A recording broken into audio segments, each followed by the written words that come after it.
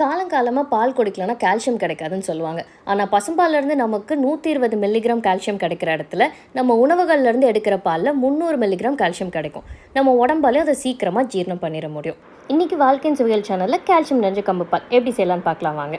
8 மணி நேரம் ஊற வச்சு முளைக்கட்டின கம்பு, தேன் இல்லைன்னா கரும்பு சர்க்கரை, 1 கப் தேங்காய், சுக்கு, ஏலக்காய் எடுத்துக்கலாம். எந்த கப்பில் கம்பு எடுக்கிறீங்களோ அதே கப்பில் ஈக்குவலாக தேங்காய் எடுத்துக்கோங்க. நான் இங்கே கொஞ்சம் கம்மியாக எடுத்திருக்கேன். ஒரு மிக்சர் ஜாரில் எல்லாத்தையும் ஆட் பண்ணி நல்லா அரைச்சி எடுத்துக்கலாம். உங்கள் டேஸ்ட்டுக்கு ஏற்ற மாதிரி சுக்கும் ஏலக்காவும் போட்டுக்கோங்க. இதை நல்லா அரைச்சி எடுத்துக்கலாம்.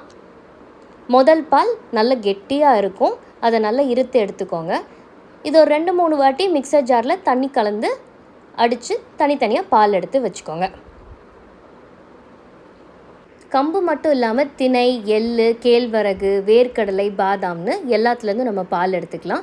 இன்கேஸ் நீங்கள் இதை மில்க் ஷேக்குக்கு யூஸ் பண்ணுறீங்க அப்படின்னா அப்போ சுக்கும் ஏலக்காவும் போடாமல் யூஸ் பண்ணிக்கலாம்.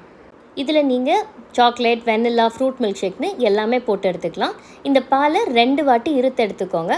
அதில் எந்ததும் திரியாக கம்பு இருக்காது. 5 மினிட்ஸில் நம்ம டேஸ்டியான ஹெல்த்தியான கம்பு பால் ரெடி ஆயிடுச்சு. இந்த மாதிரி ஹெல்த்தி ரெசிபிஸ் பார்க்க நம்ம சேனல் சப்ஸ்கிரைப் பண்ணுங்கள், லைக் பண்ணுங்கள், ஷேர் பண்ணுங்கள், கமெண்ட் பண்ணுங்கள்.